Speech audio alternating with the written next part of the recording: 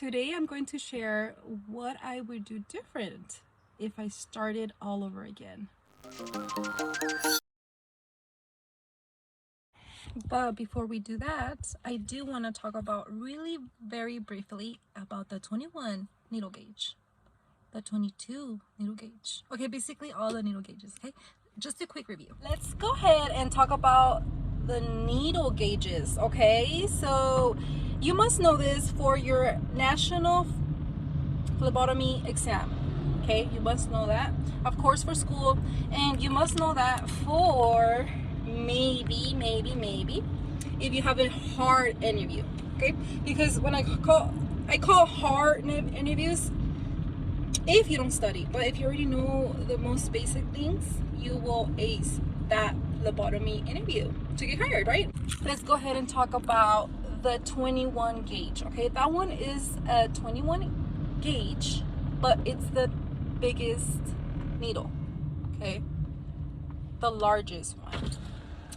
I'm gonna go ahead and talk about the 25. I know it's a larger number, but the 25 is the smallest one, okay? That's very rare. For sure, the 23 is your butterfly. That's normally a butterfly. You see how there's butterflies, so that's the smallest needle.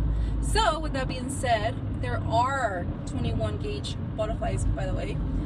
And the most common is the 23 gauge. There is another 22 straight needle. So just know that there is a 21, so that's the biggest one, the 22 gauge straight needle. And then you will have those butterflies, okay? But the most common one is a 23 gauge. But we do have the 21 gauge butterfly.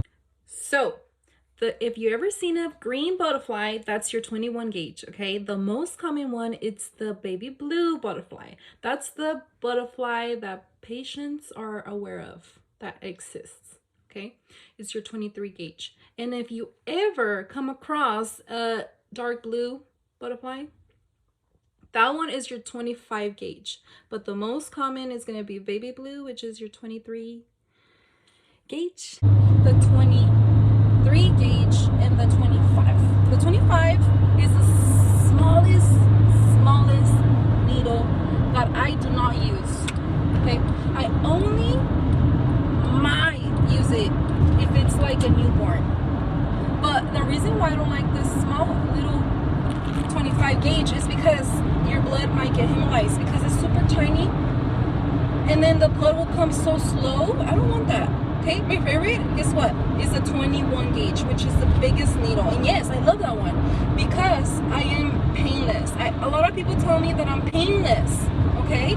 And I'm using the large needle. So that should prove a point, right? And I love talking about that too. Okay, so patients do know about butterflies, okay? And they're very picky, not all of them.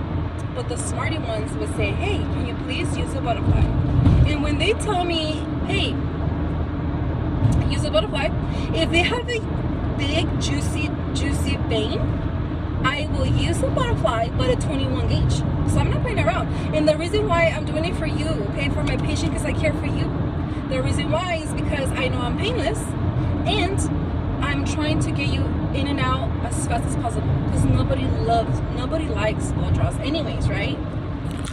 If I started all over again, the first thing I would do, I would master the feeling.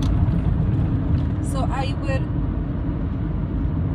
wish someone would tell me that's the very first step to know the difference between a vein and not a vein. So veins are very, very bouncy, okay? And that's how I know there's a vein, especially hard draws. And I go like this because hard draws are the deep veins. But if you apply the tourniquet where it's supposed to be, and you apply it correctly, and if you position the arm correctly, you will feel something. That's most of the time. Most of the people who are difficult to draw actually have a very good vein hiding. And if you just concentrate to find that little bouncy little feeling, all you have to do is, as soon as you feel that little bounce, this is what I would do different if I started all over again. I would automatically as soon as I would feel a little bouncy, I would not question myself. I would not give myself not even 2 seconds to over doubt myself, because I realized that if I could go back, as soon as I would feel a little bouncy feeling, I would automatically poke that patient with a lot of braveness. Because, yeah, when you're new, and I'm talking about my personal experience, it's very, very scary to poke people. And that's just overall. But when you have a hard draw, it's even more intimidating. So do not get intimidated. You must be brave. So, if you're new, I would definitely take some time to tell the difference between a vein and a vein. Because once you master that, you will get those hard draws from the very, very, very beginning. But you must, once you start feeling with your finger, you must know a couple of things. Number one, how thick or how big the vein is.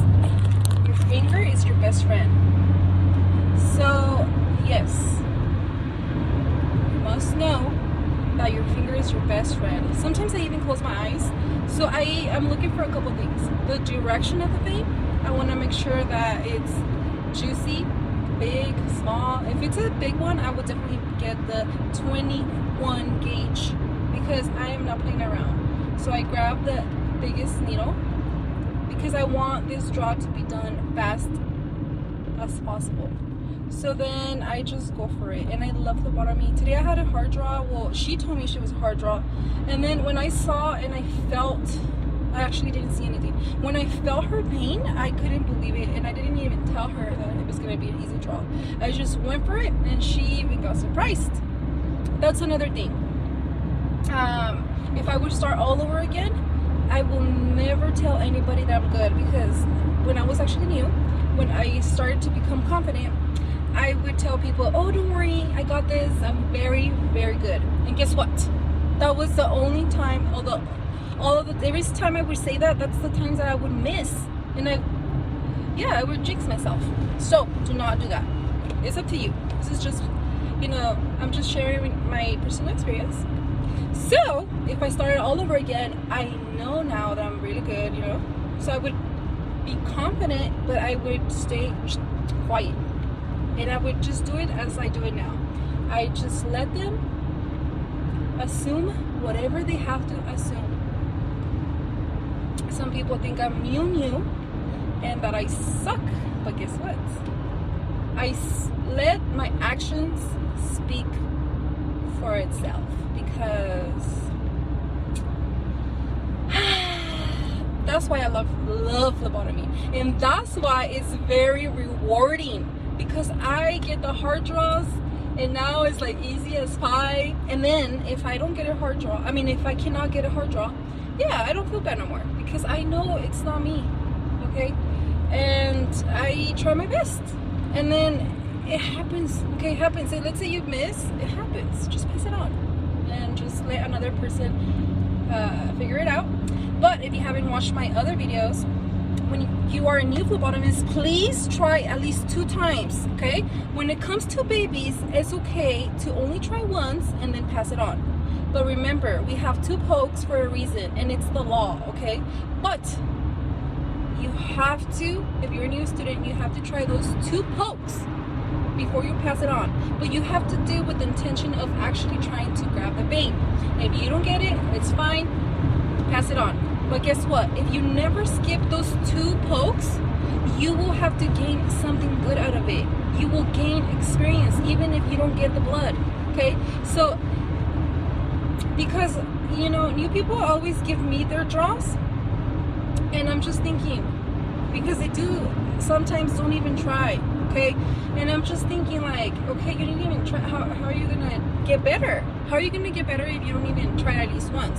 Okay? Or sometimes they come with the missed draw, and I do ask them, hey, how many times did you draw? And they say only once. And in my head, I'm like, oh my. But I'm just thinking like, what if you tried one more time, and what if you would have like learned something out of it, and maybe you could have gotten it? But you're never gonna become become good if you don't try.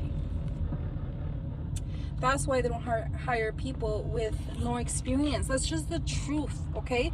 But I got hired with no experience, and do not lose hope, because there will be people that will give you an opportunity, okay? But if you're a new phlebotomist, please don't be lazy. Please don't be lazy, and please volunteer to do the hard draws.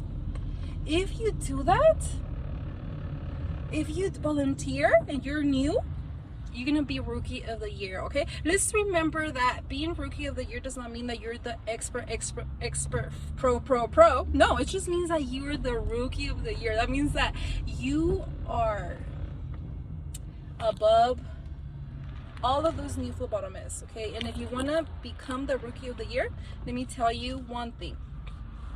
I already said it, but I'm gonna say one thing.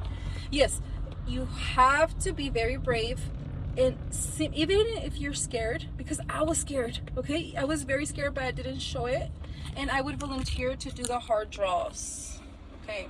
I know, that's crazy. But yeah, the sooner it's for your own good, okay? Because if you want to become a phlebotomist, I want you guys to become the best phlebotomist. And what I mean the best is I want you guys, okay, so I know phlebotomy is hard, but I just want you guys to say that phlebotomy is easy. Okay, I want you guys to say that phlebotomy is actually easy. I want you guys to get to that day, and the only way that you're gonna say, oh yeah, phlebotomy is so easy, is until you actually do it all. And volunteer.